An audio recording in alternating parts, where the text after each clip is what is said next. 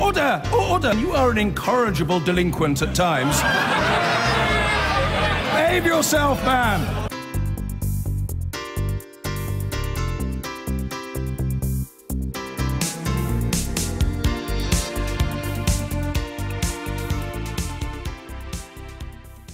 Theresa May says her determination to change Britain in the interests of those who are just about managing remains undimmed despite the loss of her parliamentary majority. She's attempting to relaunch her leadership a year to the day since she became Prime Minister. Well, here's a quick recap of her first 12 months in the job. The Queen has asked me to form a new government, and I accepted. And we will make Britain a country that works not for a privileged few, but for every one of us.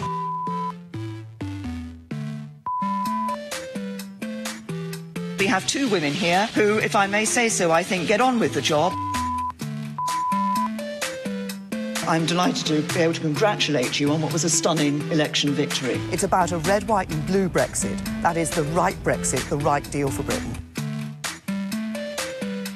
Strong and stable, strong and stable, strong and stable, strong and stable. There should be no general election until 2020. The government should call a general election. Nothing has changed.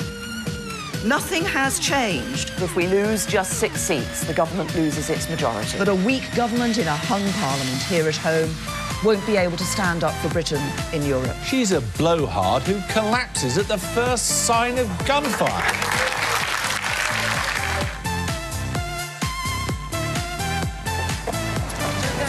No? OK, go on, you then. I don't predict election results. I haven't set a target. Are you going to resign, Prime Minister? The Conservative Party will ensure that we fulfil our duty in ensuring that stability. I obviously wanted a different result, and of course I'll reflect on what happened. Well, to discuss Theresa May's first year as Prime Minister, we're joined by the former Conservative Party advisor, Jo Tanner, who is now Director at In-House Communications, and by Jeremy Corbyn's former advisor, Nancy Platts. Jo, to you first. It's not been a great year, has it? Hi, Jo, can you hear me? Oh, sorry, yes, I can. Yeah, hi, Jo. It's not been a great year, has it? No, watching that montage, I bet your team had quite a lot of fun putting that together. It feels like a bit of a roller coaster, doesn't it? I think there were a lot of high hopes at the end of June last year, beginning of July, when Theresa May took over, and suddenly we've had this year that has gone very up and down. Great expectations that were not met. And actually a Prime Minister, I think, from Theresa May that I knew as an MP and as Home Secretary, not really someone I recognised from those pictures on that you've just shown in that montage. Nancy, she can't go, though, can she? She's slightly stuck there. Well, it's been a bit of a shambles so far, hasn't it, really? Because, you know, she said repeatedly that she wasn't going to call a general election, and then she did. So she's broken the trust of the British people, and that's a terrible thing for a Prime Minister to do. So now that trust is gone, it's going to be really hard to get it back. That is key, isn't it, Jo? The loss of trust and the loss of this stability, the strong and stable leadership that she kept talking about, because she's gone back on so many promises. Well, I think the issue around calling the election, absolutely, and the way that it was called was a big issue. But I think more than that, if you actually look back at the last year, one of the big questions is what's actually been achieved.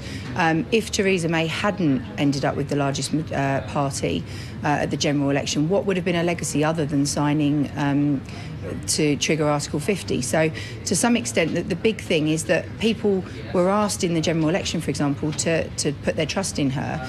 And as Nancy points out, obviously that was broken with calling the election. I think the electorate could forgive her for that. But I think the problem is in a year, nobody really knows who Theresa May is still. And that's quite hard, because I think the public want to invest in somebody. They want to believe in somebody. And they haven't really been given that opportunity. She has triggered Article 50, though, hasn't she, Nancy? And she's, you know, seems determined to plough on ahead with it. It's a poison chalice for anyone in the Conservative Party to try to steady a ship like this, isn't it? Well, she called a general election on the basis that she didn't have support for Article 50, and that wasn't true, because actually 8 out of 10 MPs in Parliament did support her. So she called the election on a false premise.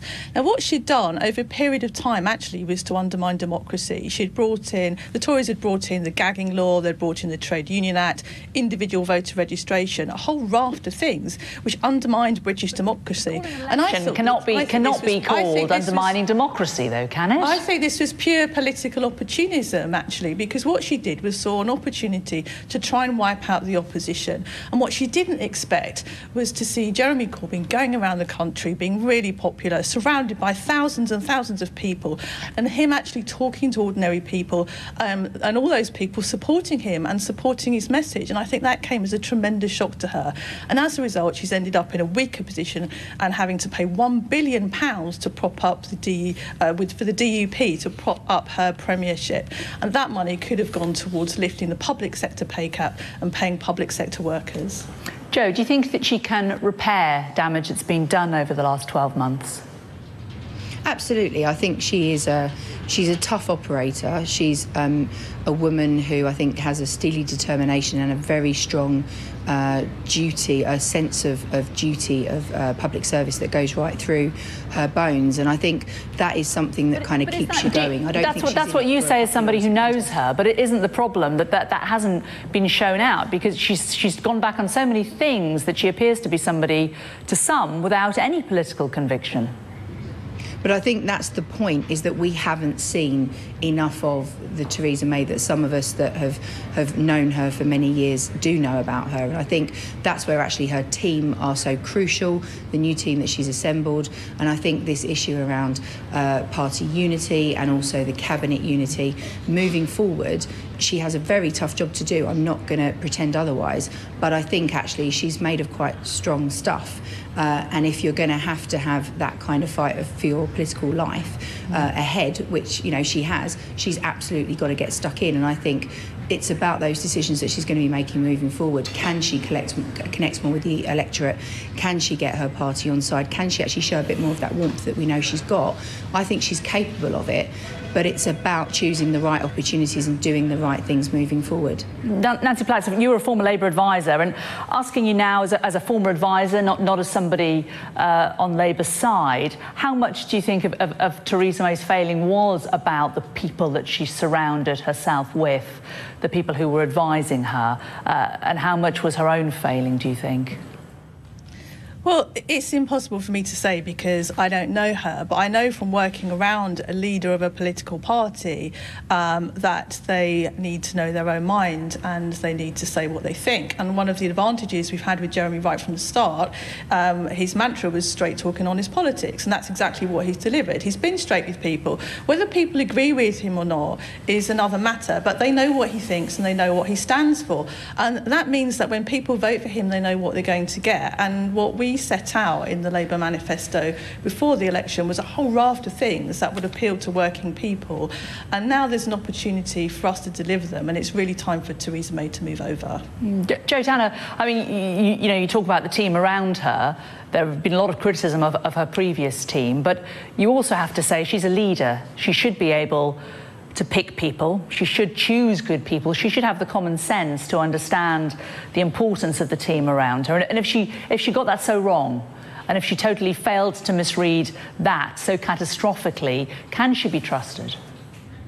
Well, I think that's quite harsh. There are occasions where people have what appear to be good people around them who can write great words and can say the right things in meetings, but actually what goes on behind the scenes is perhaps a little less than savoury or is perhaps not appropriate. Now, whether or not the Prime Minister necessarily knows all of that is a question only for her. I certainly wouldn't have a clue what she knew and how much she knew of what went on. But you're absolutely right, it is about character, it is about judgment.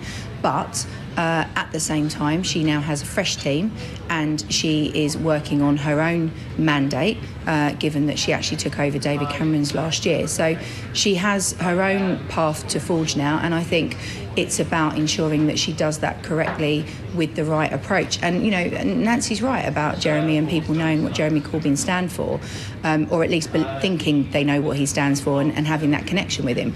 The crucial bit now is for Theresa May not to just concentrate on reading the words that are written for her, but actually starting to speak a little bit more from the heart herself.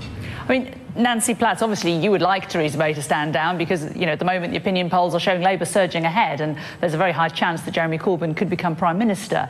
But you're also presumably able to stand back and look at the position that she's in as a political watcher and say she can't stand down, can she? She can't hand that victory to Labour. There's nobody in the Conservative Party, it seems, at the moment who's quite there in the public's mind to take over. She's almost made her bed and she has to lie in it, doesn't she? I don't see how she can continue when she's broken the trust of the British people. She's not delivering anything for working people. She's not doing anything that working people would vote for at the moment. But they did vote for her. That's the point, Nancy. They did vote for her, didn't they? She got the most votes, and you would like to paint it as a Labour victory, but the Conservatives got most votes in the election. She is rightfully Prime Minister. They didn't get enough votes to form a majority in Parliament. They're being propped up by the DUP, and she's paid £1 million.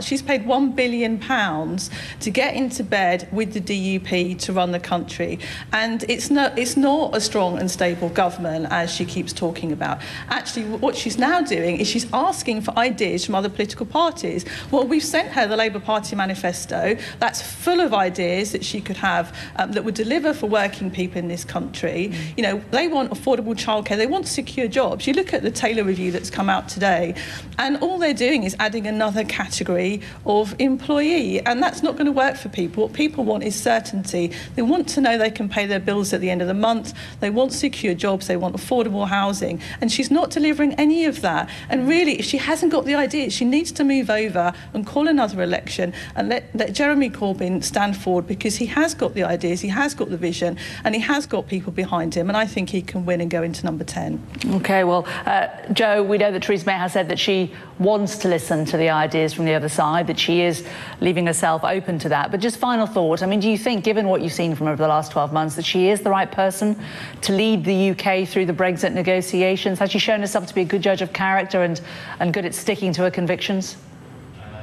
I think she's the right person for the time being, and those Brexit negotiations are going to go on for some time. I don't believe the country wants a leadership contest, and certainly doesn't want another election, that's for sure. I know I don't.